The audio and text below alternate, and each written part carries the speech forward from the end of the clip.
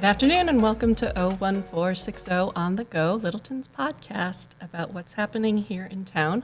I'm Karen Morrison, I'm on the select board, and I'm here with Chief Steel McCurdy from our fire department, fire and EMS, right? Correct, yep. And as it's getting warmer, the snow's thawing, and we thought it would be a good time to talk about brush fires. Yeah, we can talk about brush fires and also open burning. Yes. So it is burn season, which starts every year, January 15th, and that runs through May 1st. And that's set by the state.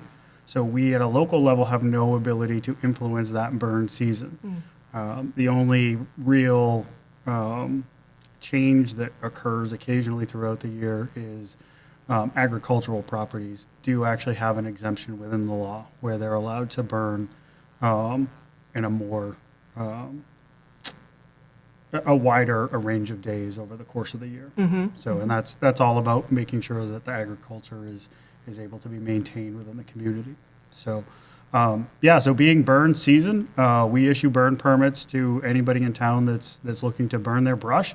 And by brush, it doesn't mean tires or old dog houses or piles of trash. It means actual sticks, branches, wood products that come from trees within your yard. So it needs to be produced proximal to where your fire is. You can't ship in 2 tons of sticks from some other town into Littleton and light it on fire. As one does. As it could happen occasionally. You're also not actually allowed to burn leaves or pine needles in large piles. Interesting. Some get in there for sure, but you're not allowed to just burn those as a pile of leaves or a pile of pine needles. Okay, so you said no dog houses. If it's a wooden dog house, would theoretically one be allowed to burn it? No. Or is that a structure and therefore, or man-made, I guess? Yeah, so it's man-made, so it's Okay. milled. Even if it's rough cut and it has not been treated with anything, because of the fact that it's been milled, that excludes it at that point. So while it is a wood product, the law is very clear that you cannot burn that because it has been milled and could have been treated. Gotcha. And so how does one go about getting the permit? So the permits are easy to get. You can get them right off the fire department website or the town's website, either one. There's links there. It costs $10. All you do, go on, fill out a quick form. It will print you out what the regulations are. So regulations such as proximity to a building. You can't have a burn pile next to a building. It needs to be at least 75 feet away for obvious reasons. All the rules are right on there. Burning hours are between 10 a.m. and 4 p.m. And there are occasions where you have high winds or you have some sort of atmospheric challenge, like an inversion, where burning will be shut down. So those are things that we pay attention to. And if the state is kind of issuing some warnings, we will shut down burning so that we don't end up with a fire getting away. So if I've gotten my permit 2 weeks ago and I'm ready to burn, how would I know whether there's been a restriction for the day that I want to burn? Sure. So great question. Each day you burn, the instructions again, right on your permit, but each day you burn, you're going to call a phone number that's listed. It takes you to a recording. If there's no burning allowed that day, the recording will say, you can't burn today, and it'll give the date. So just in case that recording didn't get updated for whatever reason, the date is always included on there, so you can be like, wrong date. Then just call the main number, and most likely that's occurring very early in the morning. Typically, we're not changing that message till 9:30, 9:45, with, again, that start time being about 10 o'clock. Okay. What about that $10 fee? That's for the entire season, I understand, or is that per burn? So that's for the entire season. So Okay. if you go and get your burn permit on January 15th, that permit is good all the way through May 1st. Great, okay. Fantastic. Yep. So what happens when open burns go bad? Well, when open burns go bad, certainly what we want folks to do is recognize when they are starting to get out of hand. We would rather somebody call and go, I thought it was going to get away, but it didn't. And we show up and go, all right, you're good now. And we get out of your hair real quick. But everybody should be, you should know, call 911. If it starts getting out of hand, don't think that, hey, I can probably control it.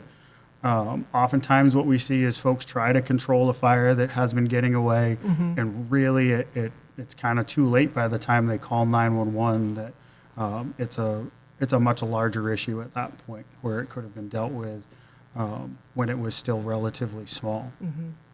And you and I were talking earlier, and you mentioned that we've already had a brush fire this season, and that was in where? So there was one in Boxborough. There's actually been quite a few brush fires around the state already this year, which is a little bit abnormal. Typically, you'll see the beginning of April is when you start to see the uptick in brush fires in Massachusetts, because you're getting the drying of the leaves after the winter. So this year, for us to be starting mid-March is a little bit early, but we are still technically under a drought. I shouldn't even say technically, we are under a drought. And it's, it's going to be problematic as the season progresses. A little bit in the spring, but if we continue to have this drought getting into the summer months, we're going to be very challenged, sort of like we were in October and November of last year, with very deep burning fires that are hard to contain and certainly hard to put out completely. So that's something that we're monitoring. We're always monitoring that because there's quite a few long-term implications to those drought conditions. Okay. So what are some of the causes of brush fires? Lightning, right? You hear about that a lot in the summer, but this time of year, what would be a cause that you would see more often? So in a given year, greater than 90% are man-made fires. They're fires, whether it's somebody who's cooking food, who's doing an open burn legally, doing an open burn illegally, electric lines coming down cause fires. We're very fortunate here in Littleton. The light department is really good about making sure that the branches are trimmed back away from the power lines. Not only does that reduce the power outages, it reduces that risk of fire immensely. So their proactive work certainly keeps the community safe, for sure. And of course you have the last one, the worst one, which is arson, is one of the leading causes of the larger fires that we've had around the state over the last 2 or 3 years. So that certainly is still something that occurs. Again, only about 5% of fires happen naturally, but fire is a very natural restoration of the ecology. And that's one of the things that I always try to deliver as a message to folks is that, yes, fire's bad in terms of when it interacts with us as people or our properties, but when it comes to the environment, it's very much part of the natural process. Can you talk a little bit more about that? Sure, absolutely. So every forest, every type of land has what's called the fire regime, which is the return of fire over time. So some places, when you look out west, they have a fire regime of about every 5 years, fire needs to go through a certain area in order to renew the plants, the vegetation throughout that area.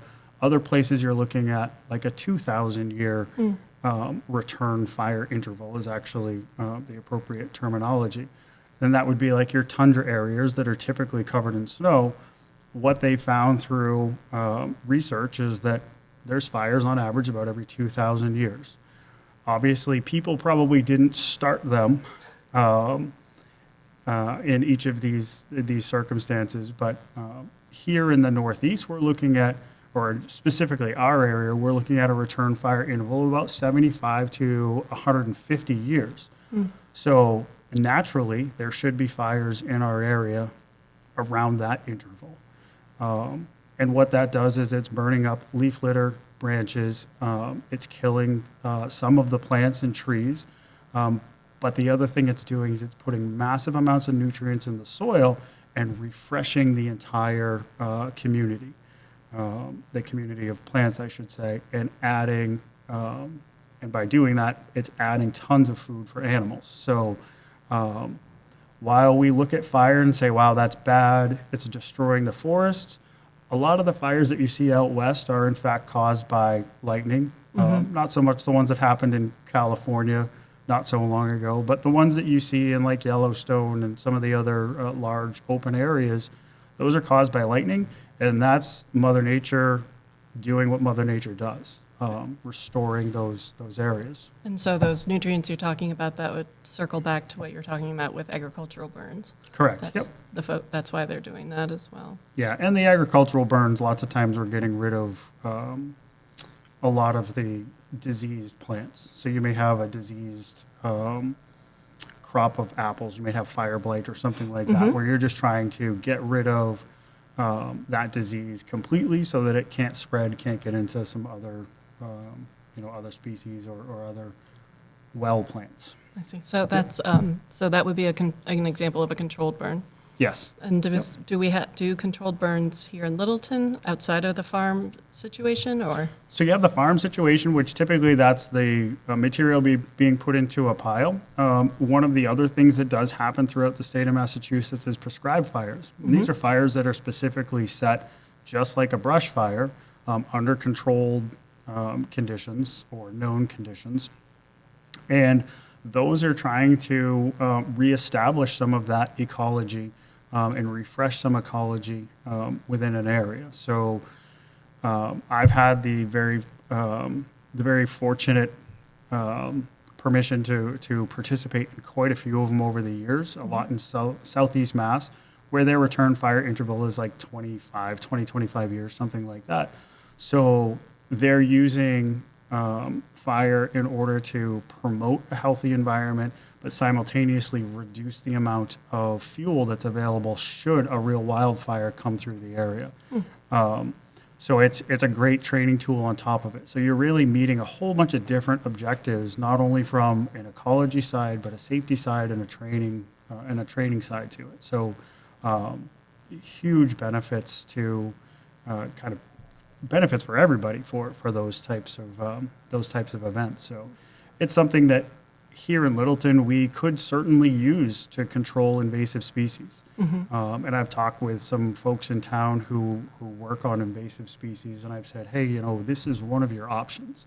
Some of these invasives, they do not tolerate fire very well at all, and it prevents you from having to put chemicals down.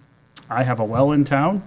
I know that I don't want chemicals getting into my well, so Right. Using a natural process sometimes is much better for everyone.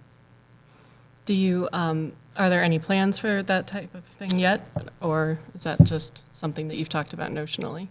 So we've talked about it. There's not specific plans yet. That gets permitted through me, and then it goes into the Department of Environmental Protection. So there's a few layers to that. So it's not something that we can turn around and say, all right, on Monday we're going to do this. It takes a little bit of spin-up time. Is there anything else that you'd like to share with our residents about the fire station or what's happening right now with the department? So I think kind of sticking to the topic we've sort of been working on today is, so we have a new fire prevention officer in town. His name's Andrew Taylor. One of the things that he's going to be looking at is how to get more information out to the public in order to mitigate risk of wildfire spreading from the woods to houses. So that's something that's on one of the burners. I can't tell you if it's front or back right now because there's quite a few projects occurring in town, but it's definitely there. It's something that we're actively working towards because, of course, we want a safe community. Sure. So anything that folks can do in order to create a barrier between themselves and the woodlands protects them, makes our lives easier if a fire does occur, allows us to really get in and be aggressive in protecting their home. So there'll be a lot more information coming out over the course of probably the late spring and summer. But that's definitely something to look out for. Apart from that, we're doing a really great job, having been here now 7 months, 8 months, 8 months now. That's right. We have an absolutely amazing group of folks at the fire department. We're fully staffed at this point, which has been a challenge, I think, for a few years. And A challenge for the whole region, right? Not just, Nationwide. Yeah. Yeah, it's a nationwide problem. There's absolutely a shortage of firefighters, EMTs, and paramedics. So, if anybody is they have teenagers or they are a teenager and they're listening to this, there's careers available in the fire EMS and in Massachusetts or all over the country. So, good to know. yeah, if anybody's interested, come talk to me. I am more than happy to talk about careers in the fire service and how to get folks started off. And, our best recruits that we can find are the ones that are locally grown. Right. So, Right. but yeah, anybody at the fire station will answer those questions. Like I was saying before, absolutely amazing group of people that work there who are all there for the right reason. Mm-hmm. It's good to know, and fully staffed is reassuring, I'm sure, for everyone listening. Yeah, absolutely. I mean, you have the hospital closure that, we talked about a few weeks ago that has had some impacts, and the community is going to continue to grow. So we're going to make adjustments and make sure that we're still delivering top-notch service to everybody. Thanks for joining me today. I appreciate Oh, it. not a problem. And that will be our time for today. Thanks for joining us, and we'll see you in a couple weeks, Littleton. Thank you, everybody.